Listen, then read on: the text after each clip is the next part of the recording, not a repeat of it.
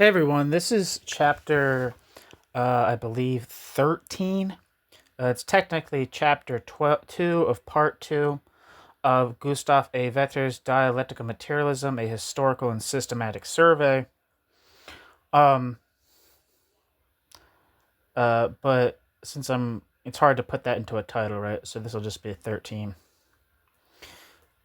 The chapter 2 of part 2, is titled The Theory of Matter. Having dealt with the formal side of Soviet philosophy in the last chapter, we may now apply ourselves to the intellectual content of Soviet dialectical materialism. In the present chapter, therefore, we shall consider the problems raised by this system insofar as it purports to be a form of materialism. In the following chapter, we shall then be concerned with the dialectical character of this materialism. In taking matters in this order, we are making a conscious departure from the scheme laid down by Stalin, whose essay titled Dialectical and Historical Materialism, like his earlier work, Anarchism or Socialism, begins with the quote Marxist dialectical method, end quote, and only then goes on to quote Marxist philosophical materialism, end quote. An arrangement tacitly accepted up to the time of his death as obligatory in all published Soviet accounts of the system of dialectical materialism.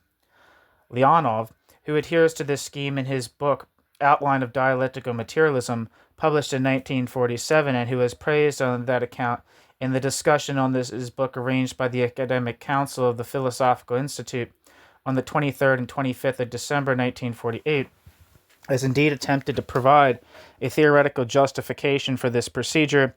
It gives better expression to the revolutionary change in philosophical thought which Marxism has brought about.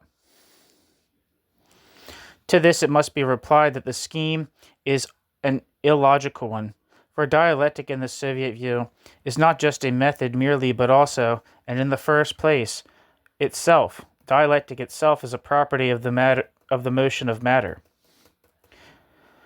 Before discussing this property of matter, it is therefore incumbent on us to discover first of all what matter, the substratum of this dialectical movement, itself consists in. In any case, this latter order of treatment coincides with that found in such Soviet accounts of dialectical materialism as were written before 1938, i.e. prior to the dictatorship established by Stalin's tract on dialectical and historical materialism. Since Stalin's death, there has again been a return to the earlier style of arrangement. At the discussion on dialectical materialism textbook edited by Alexandra, which appeared in 1954, the majority of those taking part expressed themselves in favor of a reversion to the original method of presentation. New section. Materialism or Realism. Section 1. The Soviet interpretation of the concept of, quote, materialism is governed by a fatal misunderstanding, first given currency by Engels in his pamphlet on Ludwig Feuerbach, quote, the great basic question of all philosophy, especially of more recent philosophy, end quote, says Engels, quote, is that concerning the relation of thinking and being, end quote, Engels. But he immediately goes on to confuse this epistemological question with another quite different ontological question. Quote, the question of the relation of thinking to being, the relation of spirit to nature, the paramount question of the whole of philosophy, which, by the way, played a great part also in the scholasticism of the Middle Ages, the question which is primary, spirit or nature, that question in relation to the church was sharpened into this. Did God create the world, or has the world been in existence eternally, end quote. Engels, Ludwig Feuerbach. On this question, according to Engels, the whole of philosophical thought has split into two camps. Quote, those who asserted the primacy of spirit to nature and therefore, in the last instance, assumed world creation in some form or other, comprised the camp of idealism. The others who regarded nature as primary belonged to the various schools of materialism, end quote. Engels. Thus, according to Engels' way of putting the problem, the question of the relation of spirit and nature and the relation of spirit and nature, or God and the world, appears as an aspect of the question of the relation of thinking and being. There is yet another side to this also, however. Quote, the question of the relation of thinking and being has yet another side. In what relation do our thoughts about the world surrounding us stand to this world itself? Is our thinking capable of cognition of the real world? are we able in our ideas and notions of the real world to produce a correct reflection of reality, end quote. Engels, Ludwig Feuerbach. As can be seen, Engels in effect equates the two problems, that of the relation of thinking and being and that of the relation of spirit and nature. The question, quote, of the position of thinking in relation to being, end quote, means the same to him, as the question, quote, which is primary, spirit or nature, the same, indeed, as the further question, quote, did God create the world or has the world been in existence eternally, end quote. At best, the specifically epistemological application of the question as to the relation of thinking and being represents for Engels merely the, quote, other side of the problem, whereas the first and most important aspect of it from his point of view is, which is primary, spirit or nature. To this ambiguous and muddled statement of the problem there corresponds in consequence an equally ambiguous and muddled classification of the systems which claim to resolve it one way or the other. Engels describes them as idealism and materialism, meaning by idealism a solution which asserts, quote, the primacy of spirit to nature, end quote. Whereas those who regard, quote, nature as primary, end quote, are assigned to the camp of materialism. It is here that the concept of, quote, materialism acquires that hybrid meaning so typical of all later Soviet philosophy, insofar as it designates that system which maintains the primacy of nature, matter over spirit. It signifies, quote, materialism in the true sense of the word. But insofar as this same system is set in opposition to idealism and represented as a solution of the epistemological problem of the relation of thinking and being, the word, quote, materialism in Engels' usage comes to mean the same thing as, quote, realism. This confusion of the concepts of, quote, materialism and, quote, realism has had a decisive effect on all later Soviet handling of the concept of, quote, materialism. We find it again in Lenin and Stalin, who invariably set out from the above-quoted passage in Engels' Ludwig Feuerbach, with increasing emphasis on the, quote, realist sense of the term. Quote, materialism in general, end quote, so Lenin proclaimed against Bogdanov, quote, recognizes the objectively real being, parenthesis, matter, and parenthesis, as independent of consciousness, sensation, experience, etc. of humanity, ... Consciousness is only the reflection of being, at best an approximately true, adequate, perfect, exact reflection of being, end quote. Lenin. This realistic strain in Lenin's definition of the concept of, quote, quote, materialism will occupy us further in due course. In Stalin, too, the concepts of, quote, materialism and, quote, realism merge into one another. In his essay on dialectical and historical materialism, Stalin lists three, quote, principal features, end quote, of Marxist philosophical materialism. The first asserts, quote, that the world by its very nature the world by its very nature. Is this a quote? I don't know if this is even a quote. This might just be like almost like a bullet kind of thing.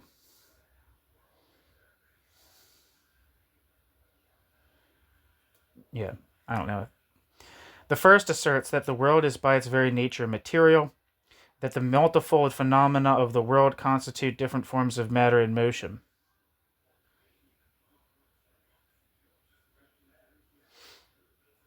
Okay, I actually think this is a quote. God damn it. The first asserts, quote, that the world is by its very nature material, that the manifold phenomena of the world constitute different forms of matter in motion, and, quote, that, quote, the world develops in accordance with the laws of movement of matter, end quote, and therefore, quote, stands in no need of a, quote, universal spirit, end quote, to explain it, end quote. In this respect, Marxist philosophical materialism stands in opposition to idealism, quote, which regards the world as the embodiment of a, quote, absolute idea, end quote, a, quote, universal spirit, quote, consciousness, end quote, end quote. Stalin.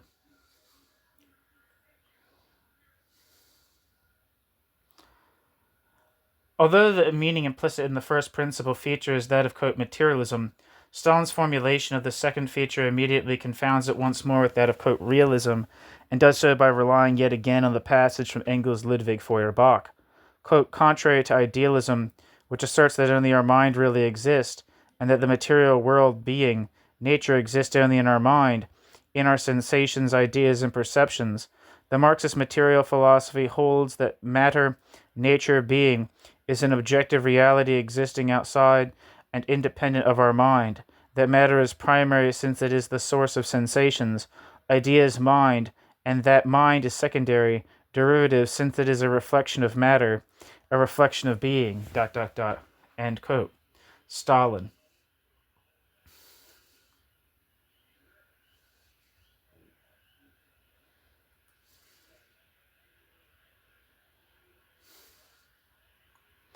As his third principal feature of Marxist philosophical materialism, Stalin cites the knowability of the world, and this again, quote, contrary to idealism, which denies the possibility of knowing the world and the world's laws, which does not believe in the authenticity of our knowledge, does not recognize objective truth, and holds that the world is full of, quote, things in themselves, end quote, that can never be known to science, ... End quote. Stalin. It will be seen from this that in Stalin also, quote, materialism has the twofold meaning of materialism and realism, and that he too lays most of his emphasis on the second of these, since two of his three, quote, principal features, end quote, formulate the realist thesis, and only one the typically materialist view. Quote, idealism, likewise, as the counterpart of materialism, has no unitary meaning, but appears each time as the opposite pole of, quote, materialism in its various senses, and includes the most heterogeneous things, from Hegel's absolute idealism via Kant's transcendental idealism to agnosticism and even skepticism. Such a confusion of, quote, materialism and, quote, realism is not so harmless as might perhaps at first sight appear, for it has momentous consequences. Anyone who rejects idealism as a theory of knowledge is subpoenaed as a crown witness for materialism, and arguments tending to prove the existence of a reality independent of the knowing subject are seized upon without further ado, as arguments in favor of the materialist thesis as such. Though this entails an assertion about the nature of objective reality, and does in fact proclaim it to be exclusively material. Thanks to fallacies of this sort, the philosophically untutored reader is often left with the impression that materialism is nothing other than the philosophy of ordinary common sense, directed merely against, quote, cranky idealist beliefs. When Stalin lays it down as his first principal feature that, quote, the world is by its very nature material, end quote, Stalin. This means in the first place, quote, that the multifold phenomena of the world constitute, end quote, nothing other than merely, quote, different forms of matter and motion, end quote. This, in effect, is to maintain the material unity of the world in the sense that there is nothing in the world besides matter and motion, however diverse such motions may be. But this thesis as to the, quote, material nature, end quote, of the world then takes on the further sense that the world is not to be regarded as, quote, the embodiment of a, quote, absolute idea, end quote, a, quote, universal spirit, quote, consciousness, and, quote, stands in no need of a, quote, universal spirit, end quote, end quote.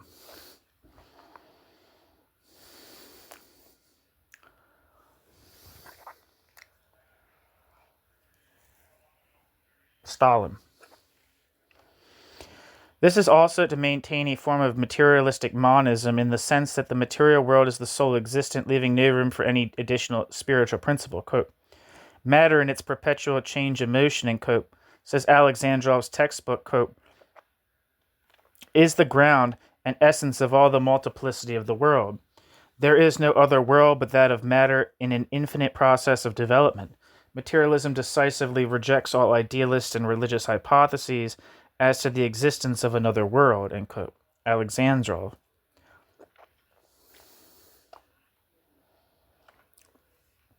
This thesis has been an essential constituent of dialectical materialism ever since the days of Engels.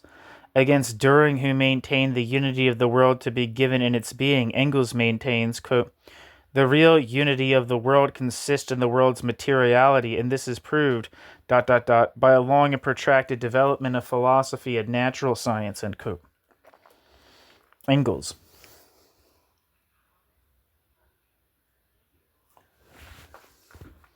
The Soviet philosophers are nowadays attempting to carry through in detail Engels' suggested proof of the material unity of the world from the, quote, protracted development of natural science, end quote.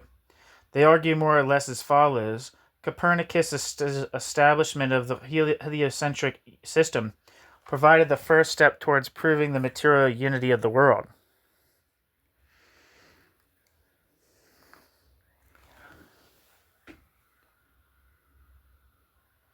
At the same time, his theory shattered the prevailing religious conception of the world as divided into two separate parts.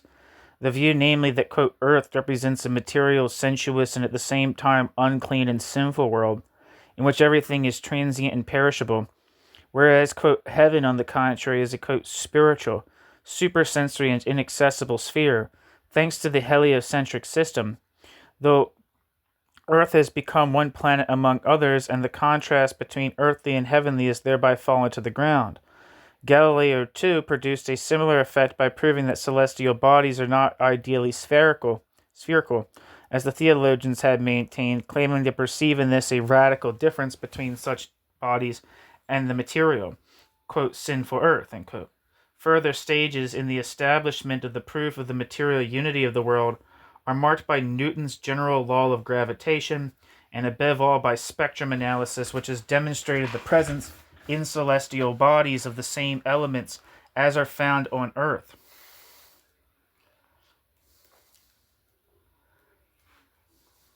Stolietov also ends by referring in this connection to modern physics, which is already in the process of transmuting the elements and can even transform the various constituent parts of the atom, electrons, protons, positrons, etc., into one another. What physics has already accomplished in the realm of inorganic matter, Maturinist biology, based on the Marxist-Leninist principle of the material unity of the world, is also attempting in the organic sphere the mutation of biological forms into one another. But here Stolietov is obliged to admit that so far as it involves not merely the transmutation of forms within the same species, but the transformation of one species into another, this goal has not yet been reached. All the same, it is not very easy to see why the Soviet philosophers should make their task such a difficult one. In order to demonstrate the, quote, material unity of the world, end quote, there is really no need to make out that biology is capable of assimilating one species into another. It would be quite sufficient for the purpose to point to the simple fact that cats are capable of assimilating mice. By appealing, therefore, to certain findings of the natural sciences, which point to the identity of matter throughout its elementary constituents, and to the fact that the various forms of matter can be changed into one another, the Soviet philosophers believed themselves to have proved the thesis formulated by Stalin concerning the, quote, material unity of the world, end quote, in the sense, that is, that there is nothing else in the world except matter. But it will be immediately evident that this is a fallacy. Even non-materialist philosophers are patently aware of the fact that the self-same matter is to be found in the various celestial bodies, and the different kinds of matter can be transformed into one another. Scholasticism itself recognizes a mutatio substantialis, in which one material substance is changed into another. The question is simply whether it follows from this that there is nothing else in the world except matter, and whether everything that exists must be seen as constituting merely different forms of matter, and the arguments brought forward do nothing whatever to prove this.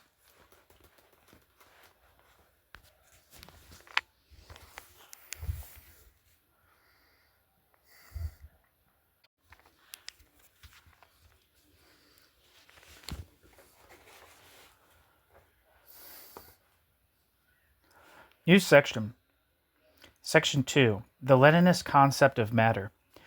We have seen above how Lenin attempted to resolve the crisis in philosophical materialism conjured up by the development of atomic physics by laying down a, quote, philosophical concept of nature, end quote, from a dialectical materialist point of view.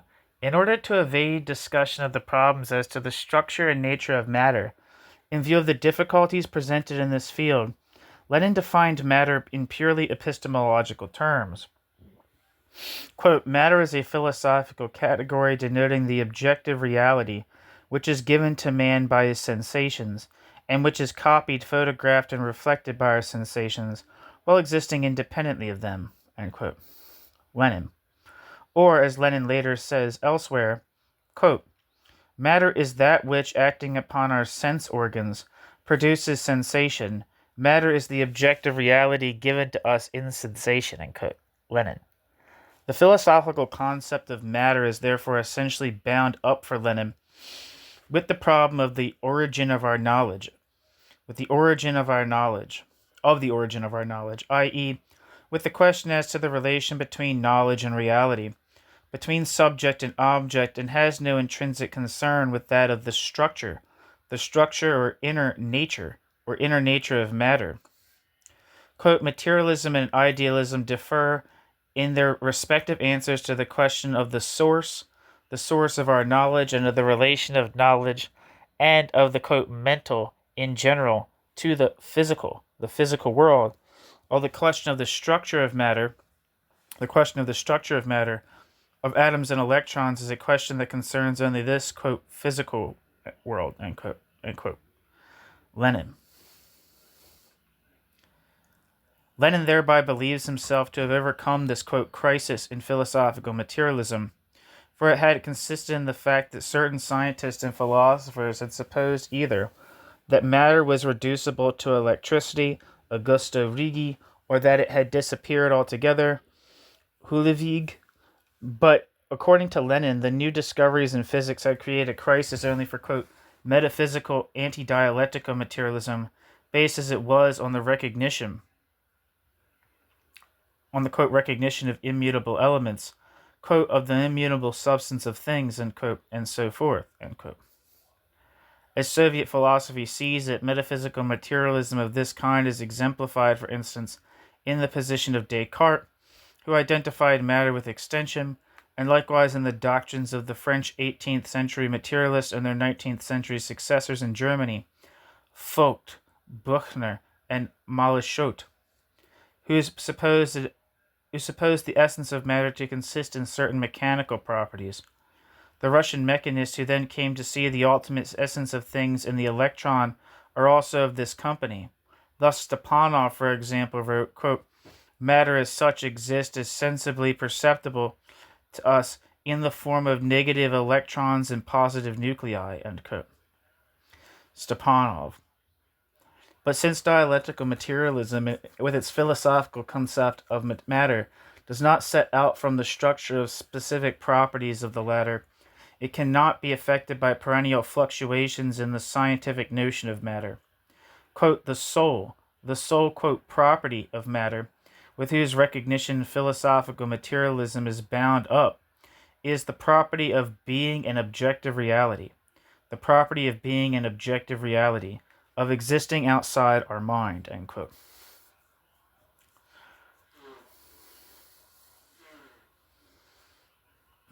Lenin.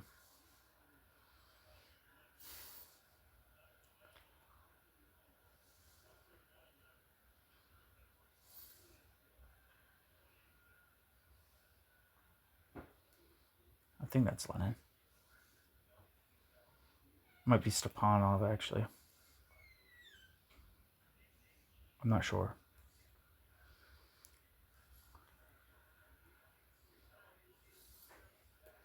I don't know who that quote is from. Let's just say that. But here indeed the aforementioned confusion between materialism and realism becomes particularly clear. For the definition thus given of the philosophical concept of matter is in itself so broad as to be capable of embracing all things, all being whatsoever, and taken literally could even include a spiritual being, for the latter too is a, quote, objective reality, end quote, and exists, quote, outside our mind, end quote. But in the definitions of matter already offered, Lenin again converts this realism into an unambiguous materialism, in that Lenin confines the notion of, quote, reality to that which affects our sense organs. That is also the case insofar as the, quote, objective reality, end quote, described as, quote, material, unquote, is restricted to a reality existing in time and space. From this point of view, Lenin also regards it as inadmissible, now that the atom can no longer be represented as the ultimate, quote, essence, unquote, of matter, to look for the latter in the electron. The same would also now hold nowadays, from the Leninist angle, for the other elementary particles that have since been discovered, and is in fact so applied to them by the Soviet philosophers. Quote, the, quote, essence of things, or, quote, substance, is also relative. It expresses only the degree of the profundity of man's knowledge of objects, and while yesterday the profundity of this knowledge did not go beyond the atom, and today does not go beyond the electron and ether, dialectical materialism insists on the temporary, relative, approximate character of all these milestones in the knowledge of nature, gained by the progressing science of man. The electron is as inexhaustible as the atom. Nature is infinite. ... End quote. Lenin.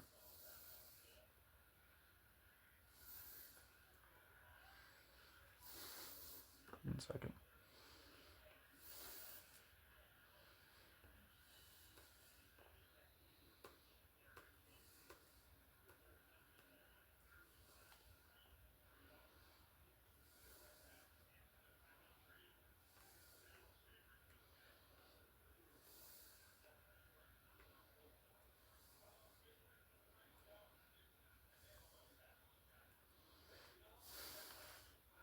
Again, I'm not sure if that's Lenin or not.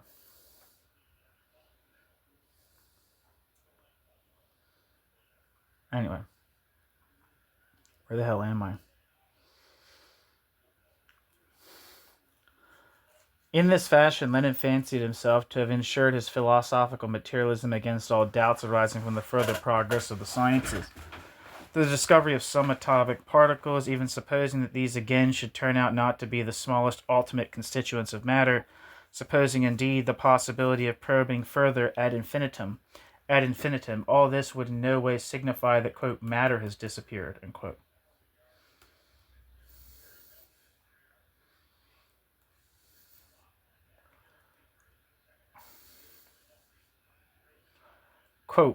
Quote, matter is disappearing, unquote, means that the limit within which we have hitherto known matter is vanishing, and that our knowledge is penetrating deeper.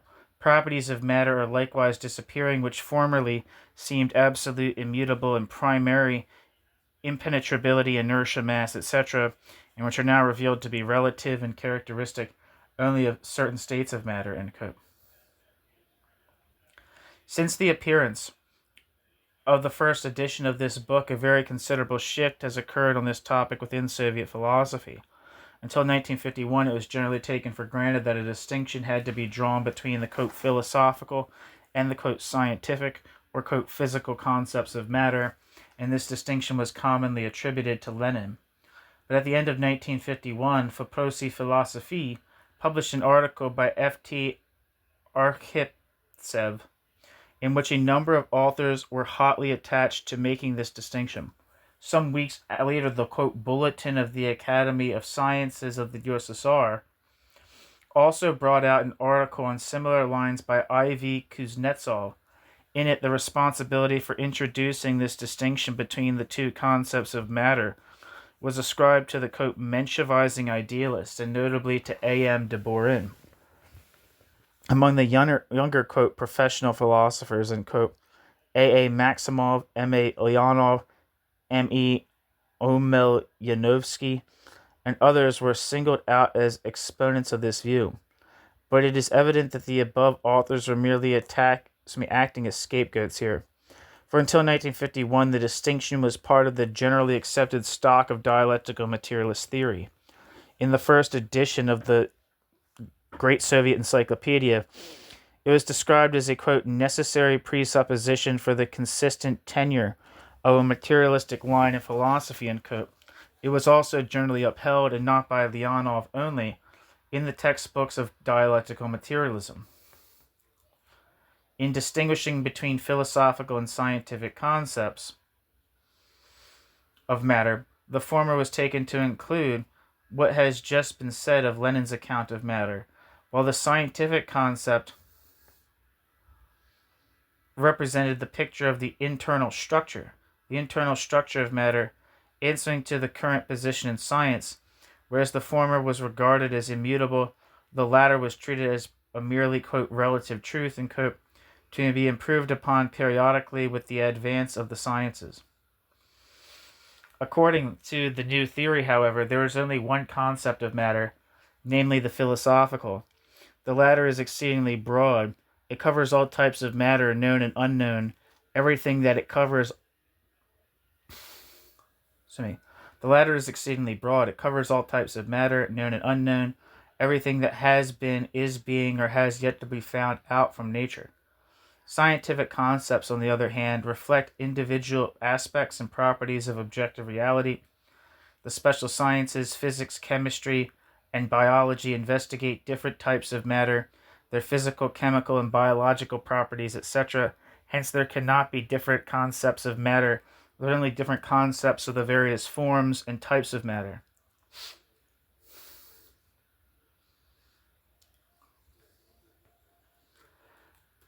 The philosophical concept of matter is also said to be obligatory for the sciences. It represents the only possible basis for the solution of concrete physical problems, such, for example, as that of the nature of the electron. A scientist who bases himself on this concept will be committed in advance to the rejection of certain theories held by, quote, physical idealists, end quote, such as the conclusion drawn from quantum mechanics that micro-objects are less real than objects of the macroscopic world. The Leninist philosophical concept of matter is also of service to physicists in helping them to dispose of certain still unsolved problems, such as the question as to the nature of electronic motion, etc. And here already we slowly begin to catch sight of the deeper background which accounts for this sudden rectification of a hitherto acknowledged dogma of dialectical materialism. The distinction between the two concepts of matter might have led to an emancipation of the sciences from their dialectical materialist tutelage. Quote, the notion of a dual concept of matter implies a divorcement of dialectical materialism from the living process of inquiry into nature and leads to a dissolution of the creative force and guiding role of Marxist-Leninist philosophy in gaining knowledge of the world. End quote. I.V. Kuznetsov.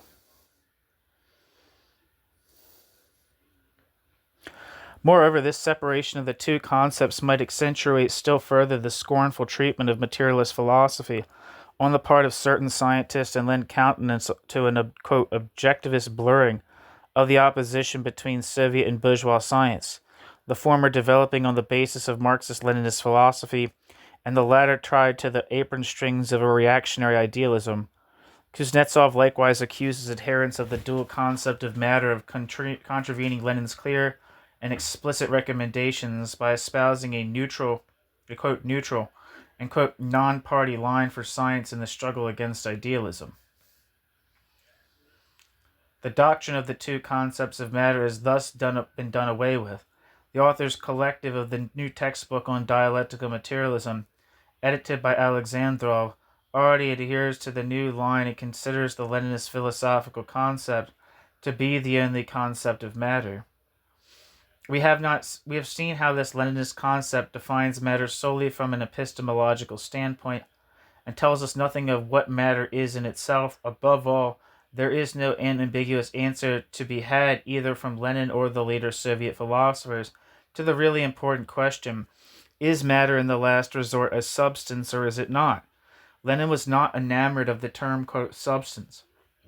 In his opinion, the, quote, professors preferred this expression, quote, for pomposity's sake, end quote, and used the concept substance instead of the much, quote, clearer concept of, quote, matter. Nevertheless, Lenin distinguishes clearly between processes occurring in reality and the medium in which those processes inhere.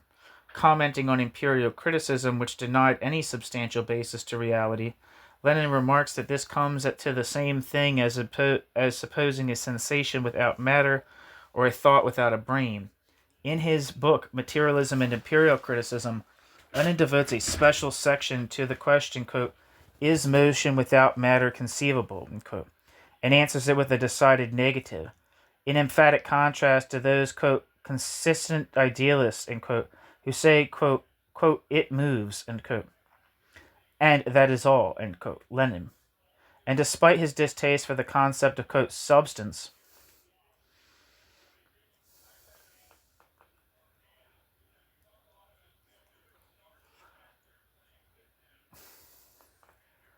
quote, substance, Lenin notes at one point in Hegel's logic where the latter is maintaining the substance is only real as cause. Quote, on the one hand, it is a question of reaching down from the knowledge of matter to the concept of substance, ...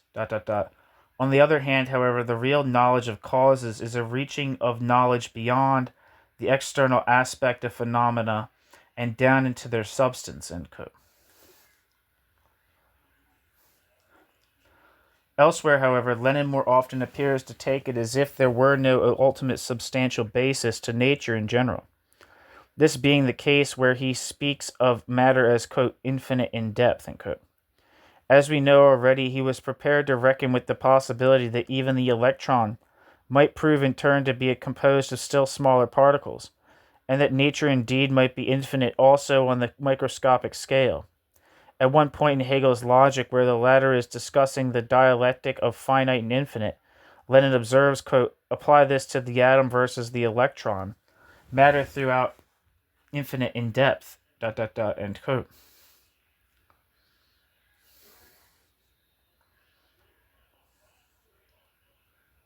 Lenin. If such a descent in quote into the depths, end quote, is nowhere in sight, is nowhere to light upon an ultimate substantial foundation, then the question as to the ultimate substratum of motion and matter remains unsolved. This view of matter as, quote, infinite in depth, end quote, is also to be met with among later Soviet philosophers. Kedrov, for example, is exceptionally clear on the point, quote, just as the relations between things and their modes of change are endless, so too is the number of stages leading into the depth of things, into the depth of their being. For any particle of matter represents merely a stage in the infinite series of qualitatively distinct forms of matter and motion, a series which has neither beginning nor end, however simple and elementary a given particle of matter may appear to us. In reality, it can never be absolutely simple, absolutely elementary. There can never be any sort of ultimate building stone, any sort of mythical materia prima, from which the whole world might seem to be built up. Quote, man's thought, end quote, says Lenin, quote, probes ever deeper into the infinite from the phenomenon to the phenomenon's essential nature, from its first-order nature, as it were, to its second-order nature, and so on without end. End quote. Lenin, end quote, B.M. Kedrov, in an article titled Lenin's View of the Electron in Modern Physics, end footnote. Rosenthal in Euden's book Short Philosophical Dictionary gives the following definition of, quote, substance, end quote. Quote, in pre-Marxist philosophy, end quote, it denotes, quote, the immutable basis of all that exists, in contrast to the changeable properties of individual things. ... For Marxist philosophical materialism, substance, i.e. essence, the ground of all things, consists in self-moving and eternally developing matter, end quote.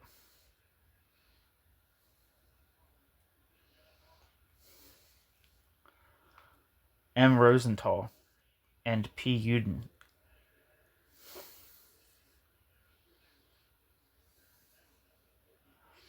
Here it is assumed that Marxist philosophy is alone capable of furnishing a dynamic concept of substance, and that all other philosophies are compelled to conceive it in terms of the notorious, quote, inert lumps of reality, end quote.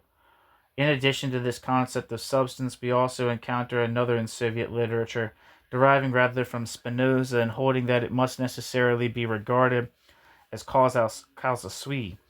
It is employed in this sense, for example, by I.B. Novik in a controversy with A.I. Uemov about relativity theory. Against Duhamel's theory that space-time and matter interact in much the same way as form and content, Novick objects that this contravenes the substantiality of matter, which entails, quote, that matter is cause of itself, and hence that nothing can act upon matter, since there is nothing in the universe apart from self-moving matter and its form of appearance, end quote.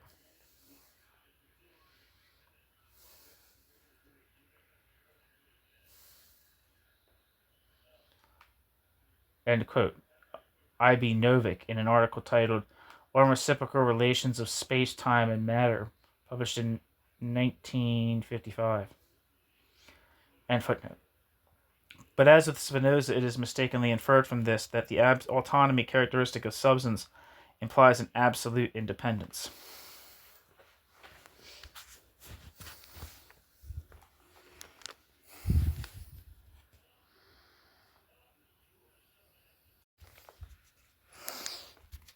There have, however, been other attempts in dialectical materialism to define matter without reference to the epistemological problem.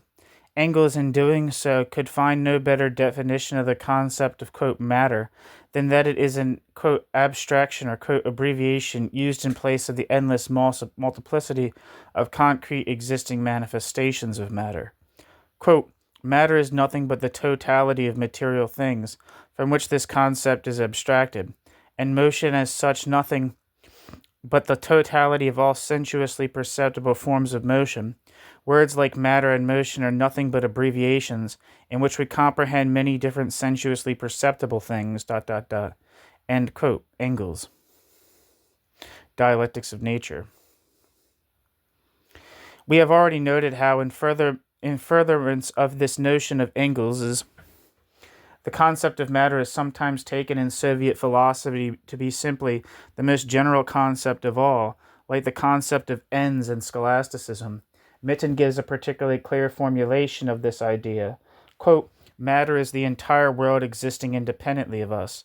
The concept of matter is the most general of all concepts. Everything that exists is matter in one form or another, though matter itself cannot be defined as falling under any other class, end quote. M.B. Mitten. Just as with the scholastic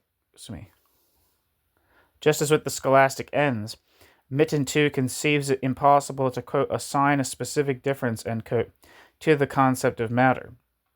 Mitten also goes on, moreover, to make use of this universality of the concept of matter in order to deduce from it the material character of knowledge. Quote, we distinguish matter from mind and oppose them one to another, but this opposition is nonetheless relative. And has meaning only in relation to the, quote, epistemological problem. Insofar as we find in matter itself a specific property, namely mind as a property of highly organized matter, the contrast between knowledge and being is contrast between knowing matter and known matter, and nothing else. The wholly proper and legitimate contrast between subject and object loses its meaning outside the theory of knowledge. If we were to begin contrasting matter from the scientific point of view with spirit, this would amount to a betrayal of materialistic monism and a defection to a dualistic position. The only thing that exists in matter and its is matter and its appearances. The subject also is material. Man, the knower, is himself one of the manifestations of matter. End quote. M.B. Mitten. Mitten only succeeds here in the reduction of mind to matter at the cost of employing a purely deductive procedure, in that he first makes the arbitrary assumption that matter is the most general concept, and then concludes from this that it must also embrace thought and consciousness. Any other approach is ruled out with the warning that it would mean a, quote, betrayal of materialistic monism. In itself, there is some justification for Lenin's attempt to distinguish the philosophical concept of matter from the physical and biological concepts framed by the sciences. There are also grounds for a further viewpoint advanced in the controversy about the two concepts of matter, namely that the sciences could not wholly renounce philosophy, even if the, quote, claim to leadership, end quote, which dialectical materialism makes upon them, had not gone so far as frequently to impose specific positions on them a priori, within their own spheres of competence. But Lenin's philosophical concept of matter has very serious drawbacks.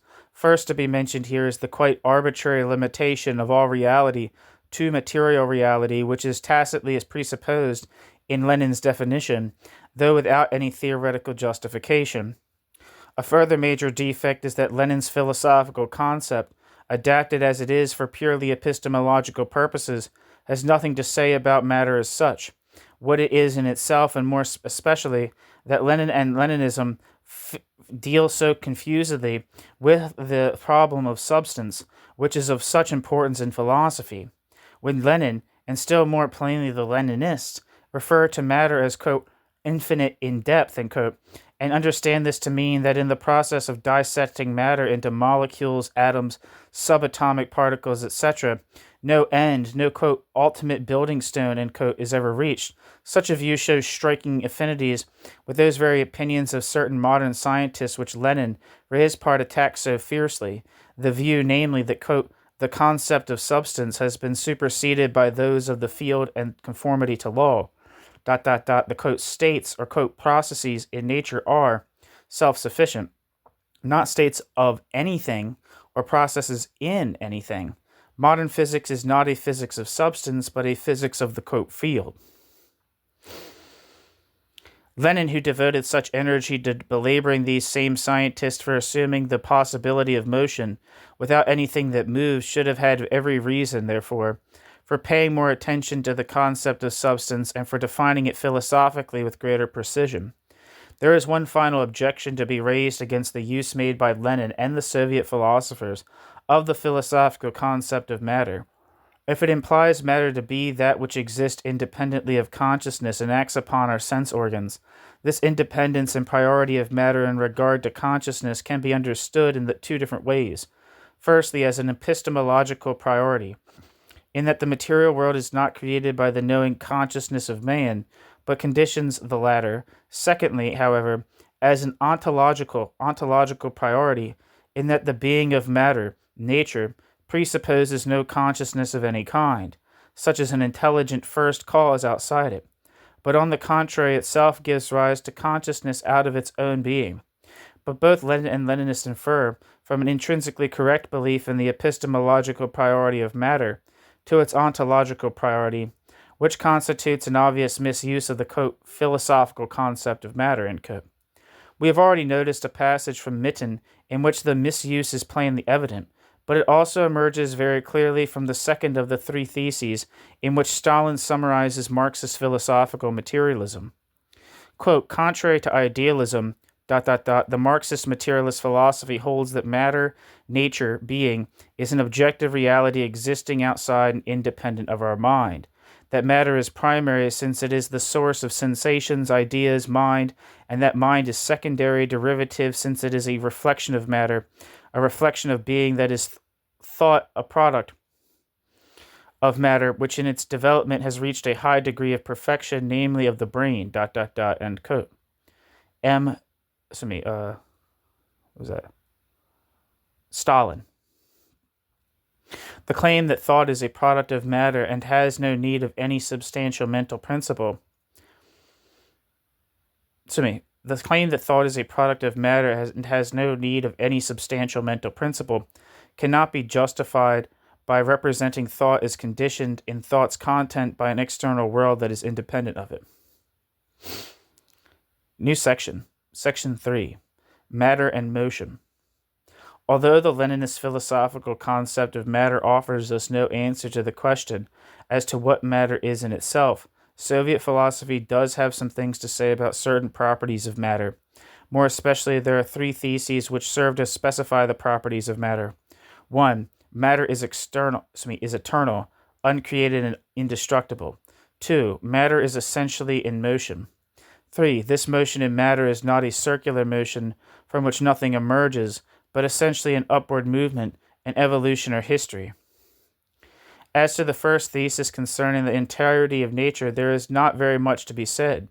In Soviet dialectical materialism, it constitutes an axiom which is presupposed without much trouble being taken to justify it in any way. There is no lack of attempts, however, to find, quote, corroborations, unquote, of this thesis in modern natural science. Ever since Engels' day, the main argument put forward by the eternity of matter has been the, quote, law of conservation and transformation of energy, unquote. This law states that in all conversations of qualitatively different forms of motion into one another, the numerical quantity of the energy remains conserved. Quote, although 10 years ago the great basic law of motion, then recently discovered, was as yet conceived merely as a law of the conservation of energy, as the mere expression of the indestructibility and uncreatability of motion, that is, merely in its quantitative aspect, this narrow negative conception is being more and more supplanted by the positive idea of the transformation of energy, in which for the first time the qualitative content of the process comes into its own, and the last vestige of a creator external to the world is obliterated. End quote. Anti-During. Engels.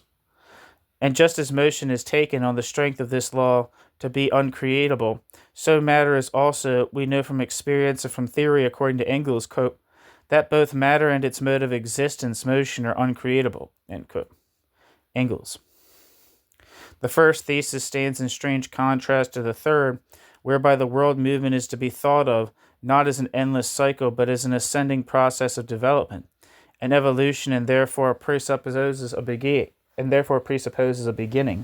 But since the philosophical elaboration of this idea requires that the dialectic shall play an essential part in the process, discussion of this thesis is best deferred to the chapter on dialectic. The second thesis gives expression to a most important feature in the doctrine of dialectical materialism, the thesis of the unity of matter and motion. Motion is conceived as an attribute of matter, i.e., its one essential and indispensable property. Engels had already proclaimed as much, quote, motion is the mode of existence of matter. Motion is the mode of existence of matter. Never anywhere has there been matter without motion, nor can there be, ... Matter without motion is just as unthinkable as motion without matter, end quote. Engels.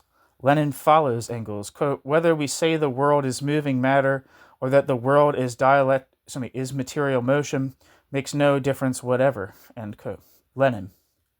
But does not this thesis of the inseparability of matter and motion conflict with the obvious fact that the world also contains bodies at rest? Dialectical materialism does not deny the occurrence of rest, but explains it to be relative. One may speak of rest if one separates the body and thought from the whole web of things, and conceives of it in isolation, but there is no possibility of finding a single body at rest, which could not be incorporated in one moving system or another. Quote, all rest, all equilibrium is only relative, and only has meaning in relation to one or other definite form of motion. A body, for example, may be on the ground in mechanical equilibrium, but be mechanically at rest. But this in no way prevents it from participating in the motion of the earth and in that of the whole solar system, just as little as it prevents its most minute physical parts from carrying out the oscillations determined by its temperature or its atoms from passing through a chemical process, end quote. Engels. Anti-During. Thus, rest for dialectical materialism is simply a moment of motion, conditioned by the relative stability of some one or other of its appearances. As such, it possesses indeed an essential importance for matter and motion. In fact, for Engels, quote, the possibility of bodies being at relative rest, end quote, is actually, quote, the essential condition for the differentiation of matter and hence for life, end quote. Engels. Anti-During. Engels, Dialectics of Nature. Motion and rest in the doctrine of dialectical materialism constitute a dialectical unity, a unity of opposites. Quote, each separate movement strives towards equilibrium, and the motion as a whole puts an end to the equilibrium, end quote. Anti-During. Engels. The opposition is only relative. However, for rest itself is relative, limited in time, and motion alone is absolute and eternal. The thesis of the inseparability of matter and motion is of extreme importance to dialectical materialism, because the thesis of the inseparability of motion and matter shows the motion of matter to be essentially, quote, self-movement. It is if this unity is broken, however, as it might be by supposing matter without motion, or motion without a material substratum, there is no possibility, so exponents of dialectical materialism believe, of avoiding a relapse into, quote, idealism. For if matter is thought of without motion, its normal state is one of rest, from which it can only be set in motion by the operation of an external force, Newton, and this must logically lead to the assumption of a first mover, a conclusion also drawn by Descartes, the chief defender in modern philosophy of the belief in matter as an absolutely static mass. It was in Engels' polemic against Düring, who had likewise presupposed an initially motionless state of matter, that Engels therefore postulated the unity of matter and motion. In this manner he hoped to avoid the difficulties arising from the problem as to, quote, how we are to get from absolute immobility to motion without an impulse from outside, that is, without God, end quote. Engels, anti-Düring. Lenin's main opponents in the controversy over this thesis of dialectical materialism were those, however, who, like Bogdanov and others, had relied on Ostwald's, quote, energetics as a way of envisaging motion without matter. Such, quote, attempts to think of motion without matter, force with nothing material behind it, are the beginning and true essence of philosophical idealism and clericalism, end quote. I don't know if that quote's from Lenin or it's from it's from a piece by M.B. Mitten, but I'm not sure if that's it might be a citation from the M.B. Mitten piece. Like a Lenin quote as quoted in the M.B. Mitten piece. Anyway, and are so because in Lenin's view motion divorced from matter gets imperceptibly transformed into a movement of ideas and as such very soon gives rise to the danger of spiritualism. Quote, what is essential is that the attempt to think of motion without matter smuggles in thought divorced from matter, and that is philosophical idealism, end quote. Lenin.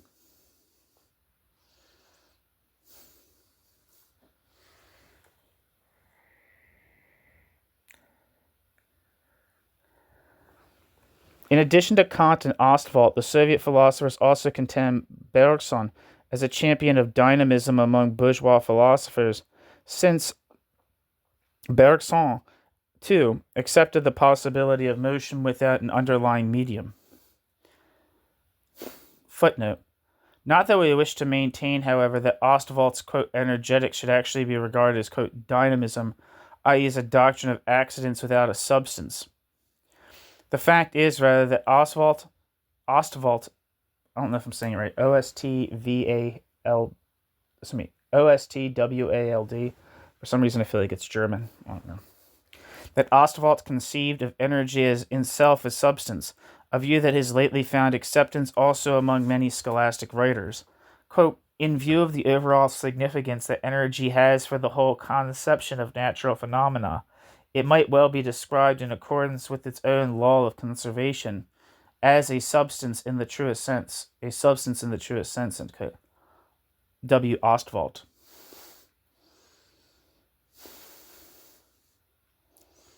End footnote.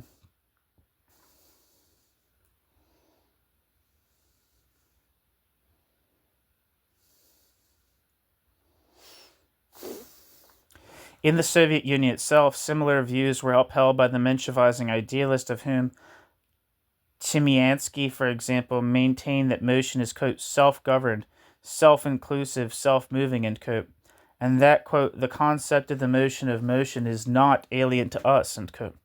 And the same thing has lately occurred among certain physicists who are led by the influence of Einstein's relativity theory into postulating motion without matter.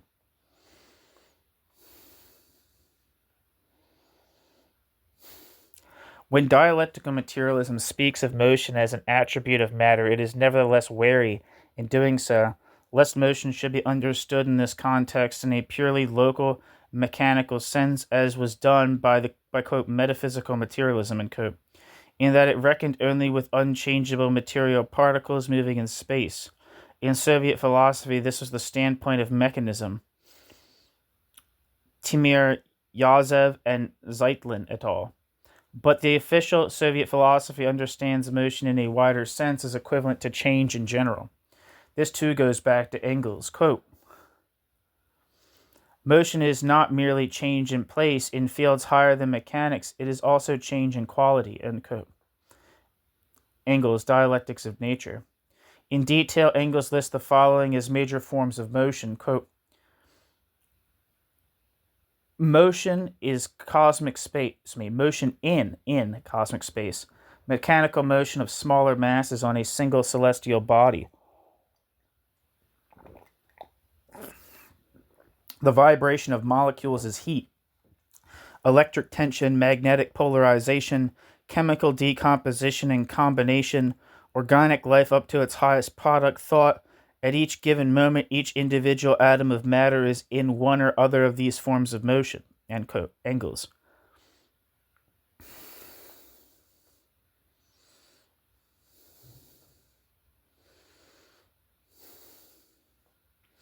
From the preparatory writings for Anti-Düring. And footnote.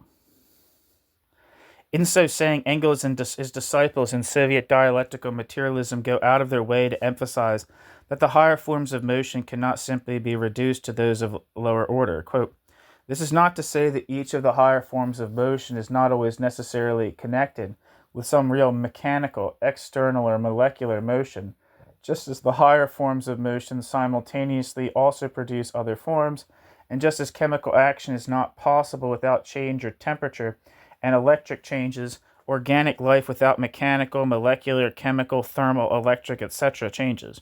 But the presence of these subsidiary forms does not exhaust the essence of the main form in each case. End quote. Engels, Dialectics of Nature. We see, therefore, that thought and consciousness are likewise regarded simply as properties of matter, as special forms of matter's motion. In their day, the De Boerists were accustomed to speak of a twofold attribute of matter, thereby coming very close to Spinoza's view. In opposition to the mechanists, they introduced a special attribute of consciousness, thought, in addition to that of extension. Footnote. De Boer differs, however, from the Spinozistic view in that De Boer conceives the relationship of the two attributes, extension and thought, not as a static relation, but as a dynamic evolutionary relation. Although the attribute of thought is certainly taken to be an essential and necessary property of matter, in the earlier stages of the latter's development, this attribute is present merely in the potential form.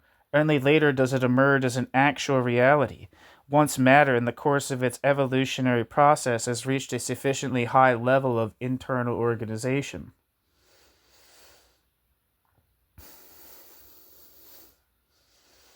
End footnote.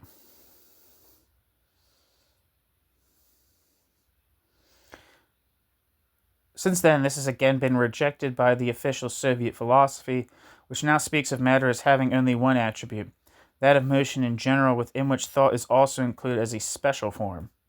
As for the question whether the principle of the, quote, inertia of energy, end quote, EMC squared, as propounded in special relativity theory, affords evidence for or against the dialectical materialist thesis of the indissoluble unity of matter and motion. We shall return to this in the chapter on dialectical materialism and modern science.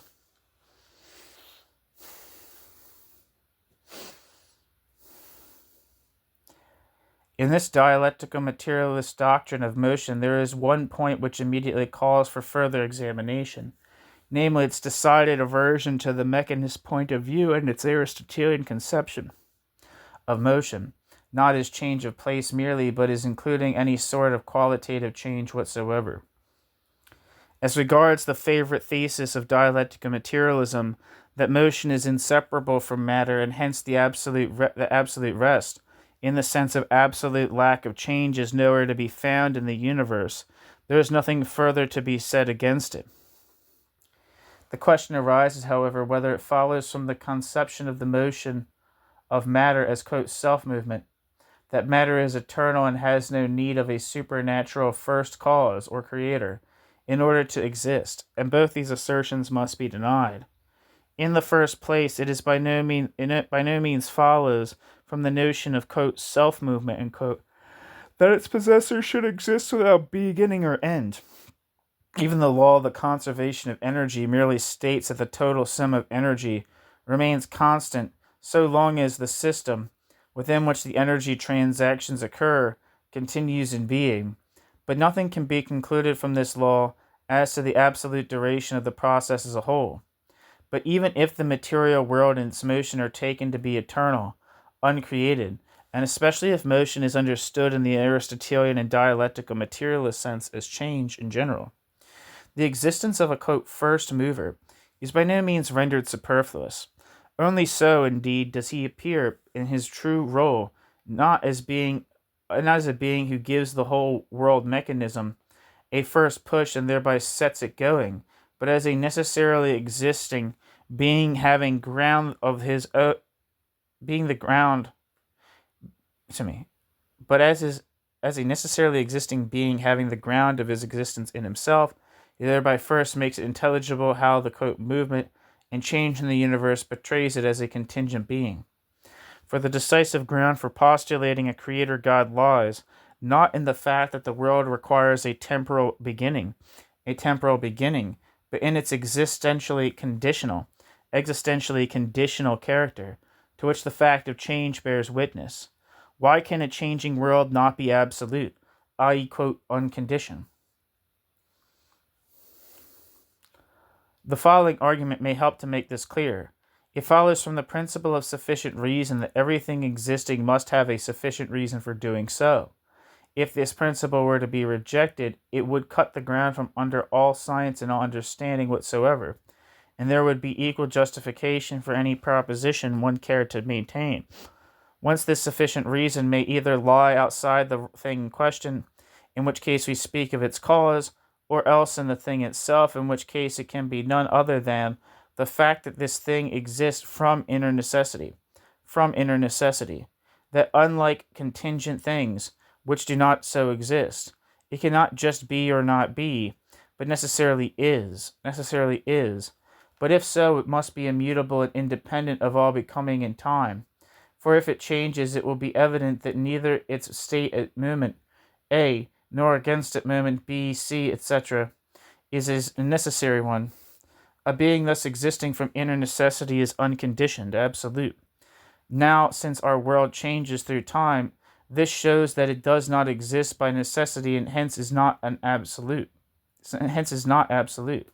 But seeing that it does exist, and even if it had no beginning in time, the sufficient reason for its existence must lie elsewhere and ultimately in the absolute.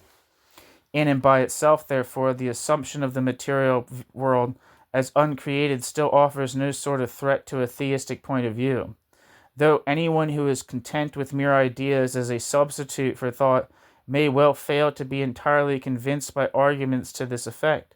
But that our world did in fact have a beginning in time is not only a matter of Christian faith, but also a doctrine which commands increasing support within contemporary science.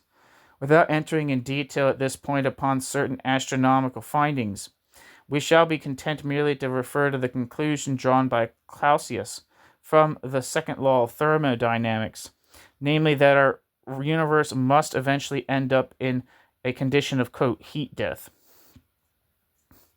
Radioactive processes, nuclear reactors in the interior of the stars, the expansion of the universe, cosmic radiation, all imply a debasement of energy.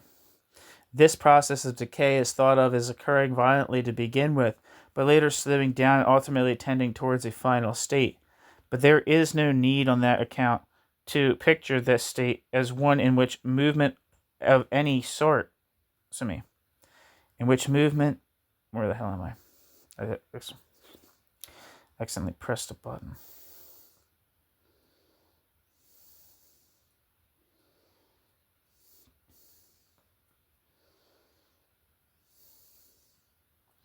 Fuck. Sorry.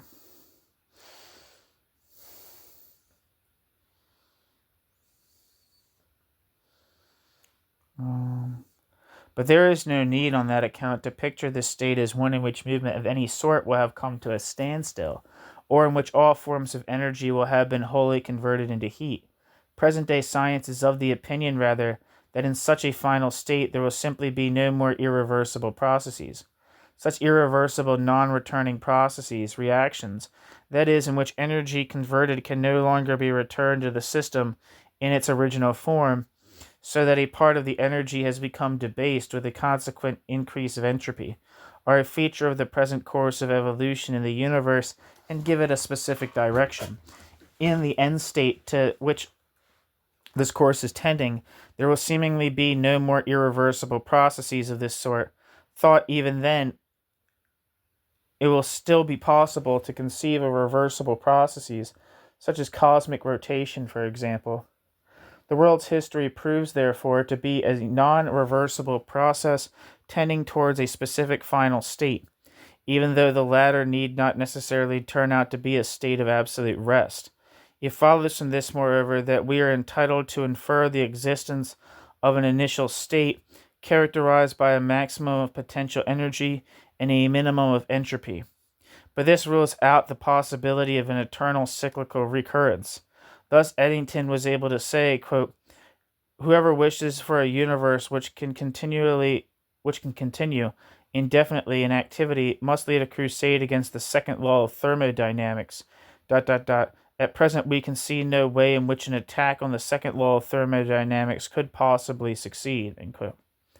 There's a footnote that I missed here. It says, such an irreversible process would be represented, e.g., by the swing of a pendulum, where the energy appears eternally as potential at the top of the swing and kinetic at the bottom, and in which energy is gradually transferred to the air and the pendulum shaft, so that the movement eventually comes to a standstill. End footnote.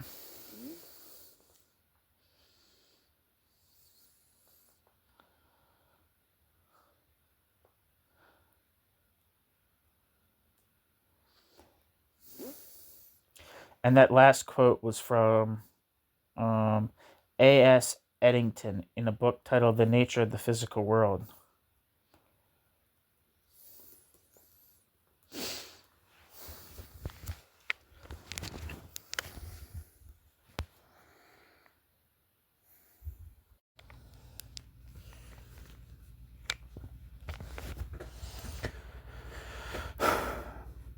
A. Vyslobokov,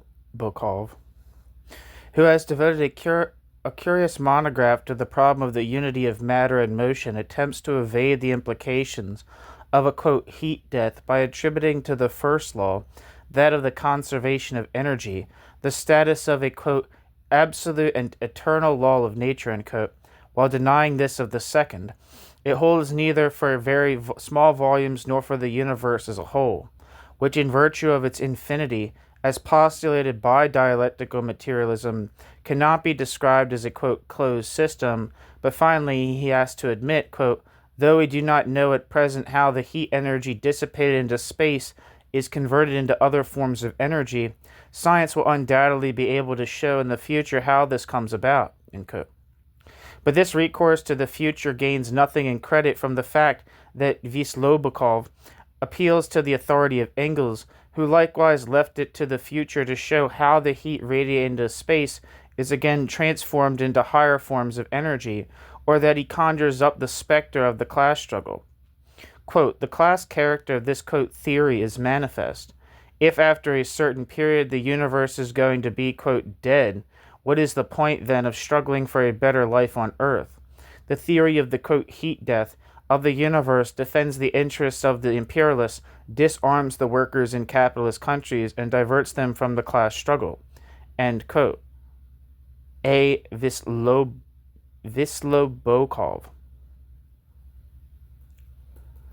It is unfortunate Vyslobokov did not read the above-mentioned passage from Engels to the end, for Vyslobokov would then have to see that the theory of a, quote, eternal cycle, end quote, in the evolution of the universe, which Engels there develops, also defends the class interests of the imperialists and inhibits the workers from the class struggle. For as Engels sees it, It is only matter in all its changes which remains eternal, and not our planet or the life upon it.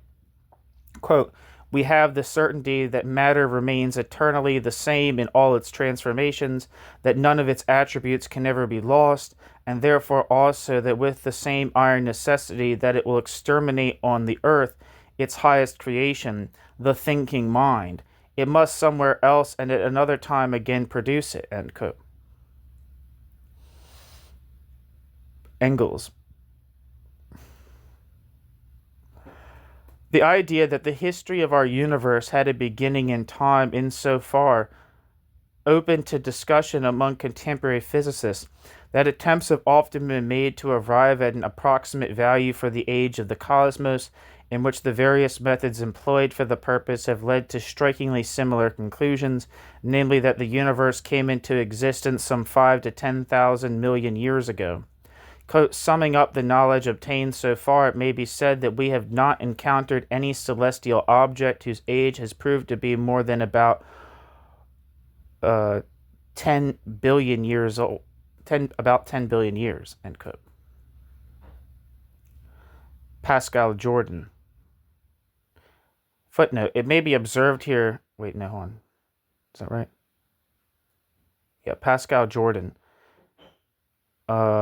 It may be observed here that by no means all of these methods rely on relativity theory, as Zhdanov implies in his ironic remarks about attempts to determine the age of the cosmos. End footnote. New section. Section 4, Space and Time. The problem of motion is intimately connected with that of space and time. In determining the nature of space and time, dialectical materialism dissociates itself alike from the excessive realism of Newton, for whom space and time were realities independent of matter, and for the subjectivism of Kant, who took them to be subjective forms of intuition.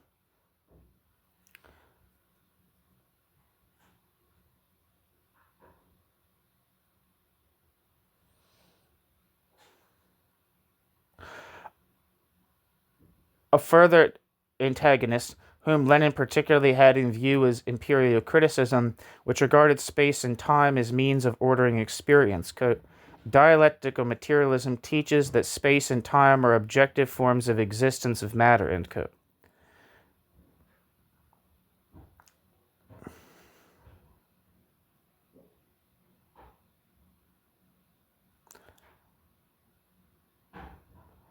This definition is intended to bring out the objective character of space and time, as well as their inseparable connection with matter. There is nothing which is not spatially extended, but nor on the other hand is there any space which is not occupied by matter. Quote, all space is filled with matter, end quote. The same applies to time. Nothing can be located out of time, nor yet conversely, quote, can there be any time with nothing in it, end quote. M.A. Leonov. Matter, therefore, exists in space and time as its mode of existence, but is not on that account to be identified with them. This is emphasized in opposition to the attempt of a Deborahist, Hessen, who was ready to see in matter merely a, quote, synthesis of space and time, end quote. The official Soviet philosophy insists, on the contrary, that this means reducing objective reality itself to its own modes of existence. Space and time are not merely modes in which being exists, but owing to the identification of being and matter, modes in which all being exists. The principle had already been laid down by Engels in his polemic against Dühring. Quote, the basic forms of all beings are space and time, and existence out of time is just as gross an absurdity as existence out of space, end quote. And Lenin gives it as a reason for this, that, quote, there is nothing in the world but matter and motion cannot move otherwise than in space and time, end quote. Lenin. In dealing with the problem of many-dimensional space, Soviet philosophy is steadfast in maintaining three-dimensional space to be uniquely applicable to the real world. Quote, real space is three-dimensional, end quote. All attempts to credit it with more than 3 dimensions can lead only to, quote, spiritualism and mysticism, end quote.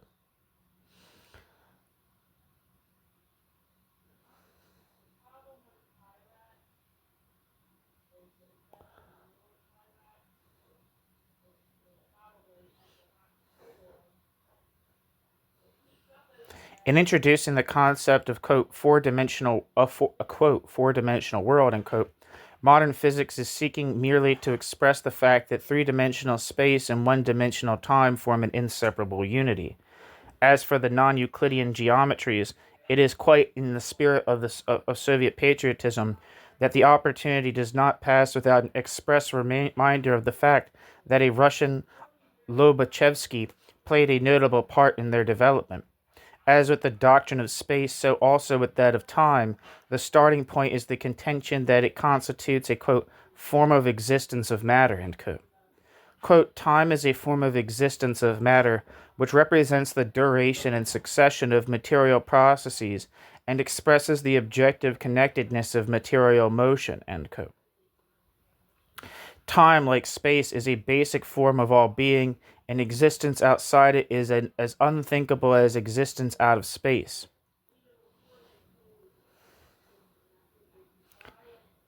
As a form of existence of matter, time is considered to be infinite, like matter itself. Things have always existed and always will. Time also, which owes its entire reality to things accordingly, has neither beginning nor end. As in the case of space, dialectical materialism is again concerned here to occupy a middle position between a subjective conception like that of Kant and an unduly realistic, quote, abstract, quote, metaphysico-mechanical, end quote, view of time as absolute empty duration, constantly identical with itself and indifferent as regards the matter it contains.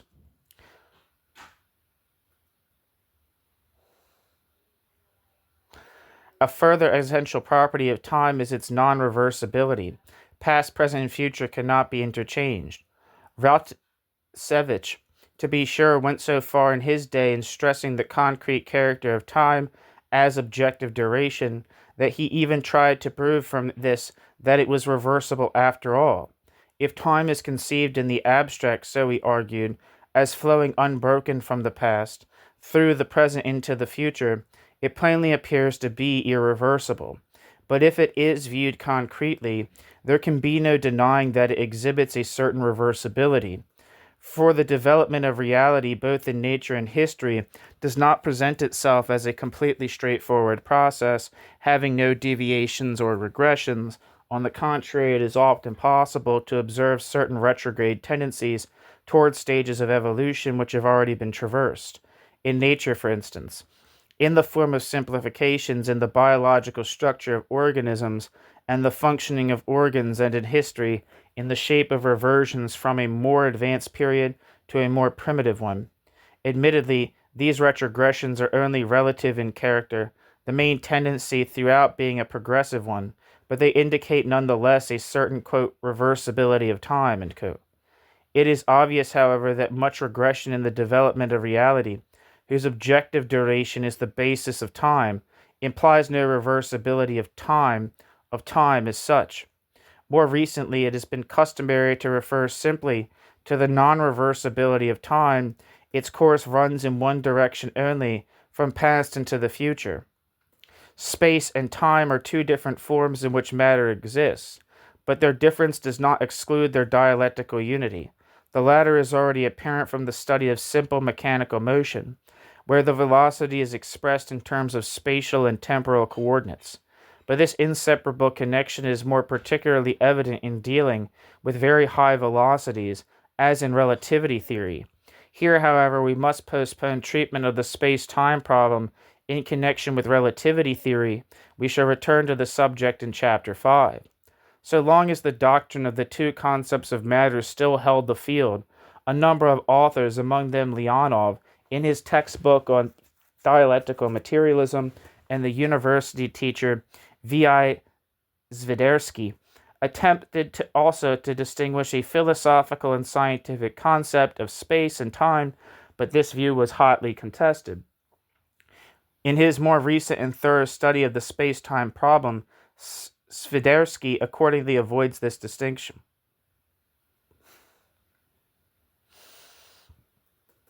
Some very interesting discussions are to be found in recent Soviet literature on the relation between space and time as form and self-moving matter as content.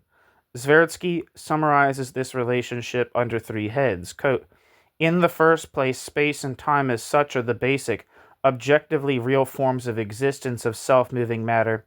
Secondly, as forms, their properties are conditioned by their content, self-moving matter. Thirdly, as forms, they possess a specific character of their own, distinct from that of their content, self-moving matter. End quote. Basing himself on general relativity theory, the eminent Soviet nuclear physicist D.D. Ivanenko regards space-time and the, quote, stuff in motion therein as the two subordinate concepts to the generic concept of, quote, physical reality, end quote. Quote, physical reality has long been divided into two categories, space-time on the one hand and the other the stuff, quote, embedded in space as it were and motion therein, end quote. Each of these, according to Ivanenko, can be transformed into the other. Uamov seeks to avoid such an excessively sharp division of the two and regards space-time as a form which enters into interaction with its content, matter as form and content generally do. He finds corroboration for this view in general relativity theory, according to which the metric of space-time is governed on the one hand by the presence of large masses, while on the other, the mutual attraction of bodies is dependent on the degree of curvature of space-time. I.B. Novick attempts a correction of this position, arguing that what is required is an interaction, not between space-time and matter, but between space-time and the motion of matter. Between space-time and the motion of matter. In other words, an interaction between different attributes of matter.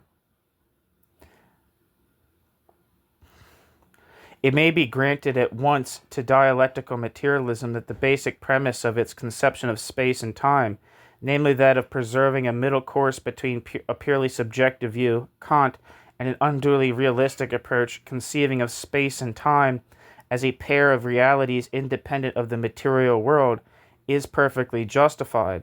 We may agree with the Soviet philosophers when they inveigh against the, quote, abstract, quote, mechanical conception of time, which turns it into an empty reality, independent of the actual world, and when they treat space and time as intimately bound up with matter. In this sense, we may accept the dialectical materialist definition of space and time as forms of existence of matter. Admittedly, in its philosophical treatment of space and time, dialectical materialism never gets beyond this definition. It is incapable of specifying more exactly how this unity and difference of space and time on the one hand, and matter and motion on the other is to be understood in detail. The dialectical materialist conception of space and time is basically in agreement with that of scholasticism, which considers them to be creations of the mind on a factual basis, ens rationis cum fundamento in re, and therefore is a combination of subjective and objective.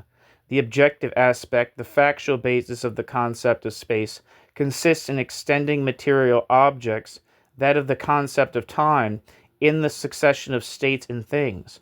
Yet these concepts are subjective, mind-made entities, inasmuch as we conceive, or rather picture, spatial juxtaposition and temporal succession as existing in themselves and independent of things.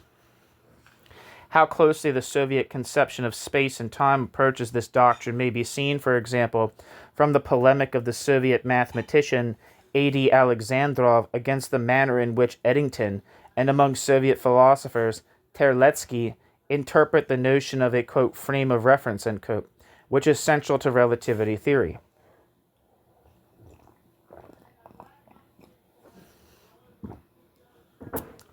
Alexandrov accuses them of envisaging the latter as a merely conceptual affair, a fictitious network imposed on the world by the observer.